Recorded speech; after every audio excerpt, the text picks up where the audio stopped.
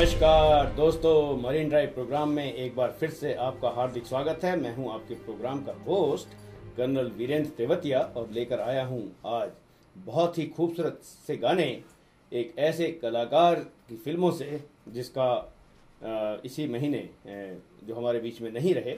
तो आज हम आपको गाने सुनाएंगे उस कलाकार की फिल्मों से, लेकिन साथ में बातचीत करेंगे कुछ ऐसी बातें जो इतिहास की किताबों में नहीं हैं और जिनके बारे में लोगों की अपनी अलग परसेप्शन है, अपनी अलग समझ है और अपनी अलग सोच है।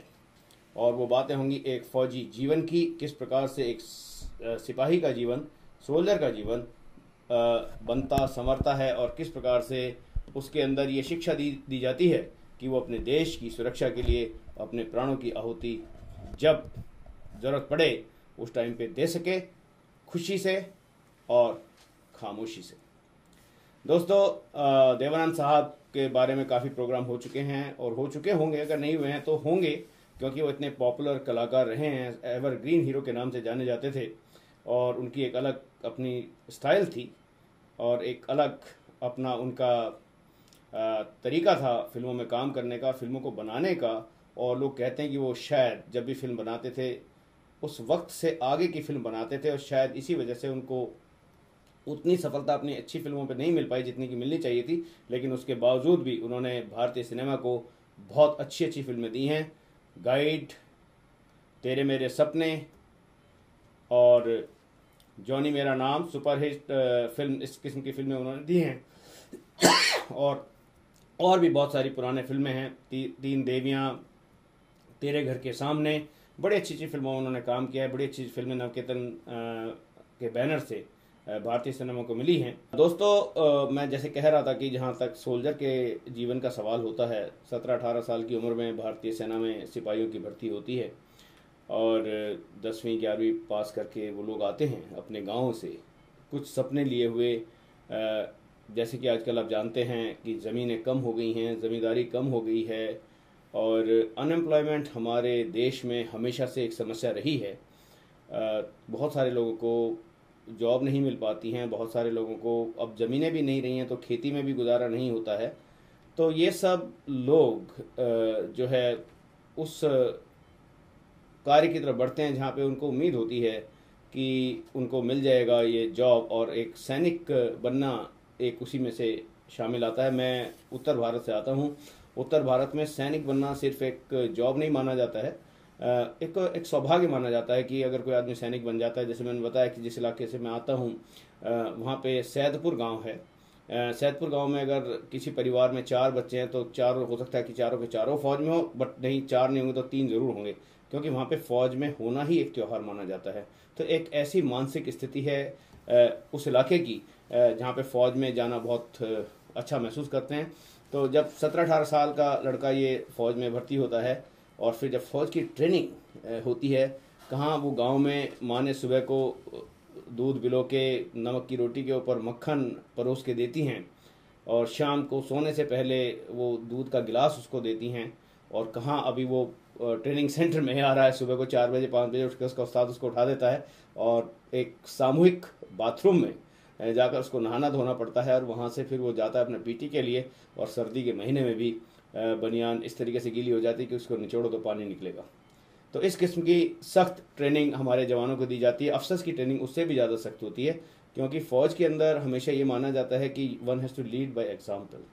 तो अगर आप अपने जवान को कुछ कराना चाहते हैं तो वो काम आपके अंदर भी करने की क्षमता होनी चाहिए और आपको सक्षम होना चाहिए उसको सुचारू रूप से करने के लिए, जिससे कि नॉट ओनली आप उस जवान को मोटिवेट कर सको उस काम करने के लिए, बल्कि अगर जब वो काम कर रहा है तो उसकी गलतियां नोट कर सको और उनको सुधार सको। तो इसी तरीके से बातचीत करेंगे, आगे चलेंगे। ये शुरुआत है, पहला कदम। और आइए सुनते हैं देवानंद साहब की फिल्म का एक और खूबसूरत सा गाना। दोस्तों, ये ज़िंदगी ऐसी है, यहाँ पर हमें रोज़ अलग अलग किस्म के लोग मिलते हैं, बहुत सारी बातें होती हैं, चेहरा असली नकली पहचानने में बड़ी देर हो जाती है और पता ही नहीं लगता कि कौन सच बोल रहा है कौन झूठ बोल रहा है। ऐसी दुनिया से तो अगर बंदा चला गया तो शायद तो वहाँ पे सुखी हो, पर ये भी नहीं कह सकता क्योंकि वो दुनिया भी हमने नहीं देखी है, वहाँ पे क्या हाल है, वहाँ पे क्या आलम है, ये भी नहीं पता है। और बहुत सारे लोग इस थ्योरी में बिलीव भी नहीं करते हैं। बट वो बात दूसरी बात है। लेकिन जो गाना मैं आपको सुनाने जा रहा हूँ कि देवानंद साहब का जो टीम थी उसमें राहुल देव बर्मन, एस डी बर्मन और किशोर कुमार साहब का होना बहुत ज़रूरी था। और ये एक वो शुरू शुरू का गाना है कि जो देवानंद साहब के ऊपर फिल्माया गया था किशोर कुमार साहब की आवाज़ में, और मुझे पक्का यकीन है कि आपको गाना बहुत पसंद आएगा। दोस्तों, हम फौज की बात कर रहे थे कि किस तरीके से वो फौजी जवान जो ट्रांजिशन होता है गांव में माँ के लाड़ प्यार का, और यहाँ पर एक सख्त उस्ताद के अंडर में उसकी ट्रेनिंग होती है, जहाँ पे उसको एक बच्चे से, बालक से एक यंग जवान बनाया जाता है।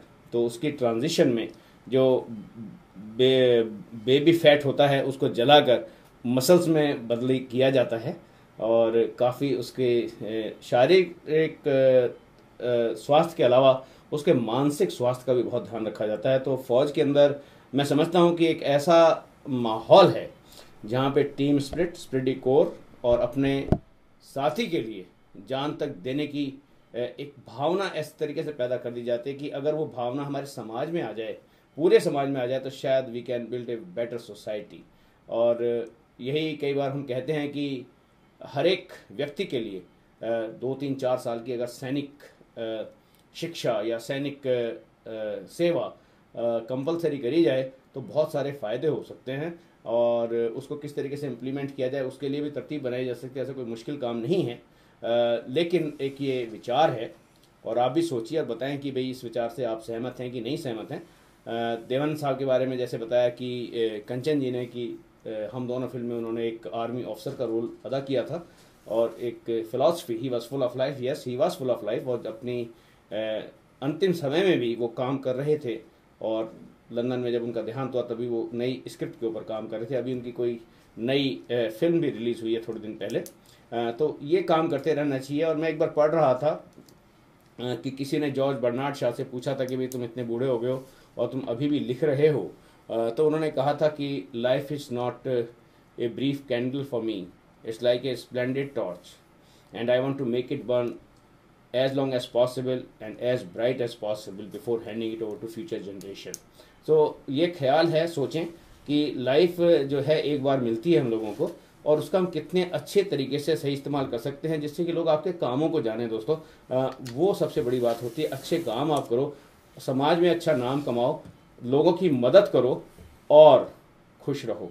यही मेरा आपको संदेश है इस प्लेटफॉर्म के ऊपर से, जहाँ पे मेरे को बोलने का मौका मिला है, आपसे बातचीत करने का मौका मिला है, आपके रूबरू होने का मौका मिला है। और एक गाने की फरमाइश की है अकेला साहब ने, तो आइए सुनते हैं अकेला साहब की फरमाइश का गाना, और आप बताएं कि इस गाने को किस फिल्म से लिया गया है।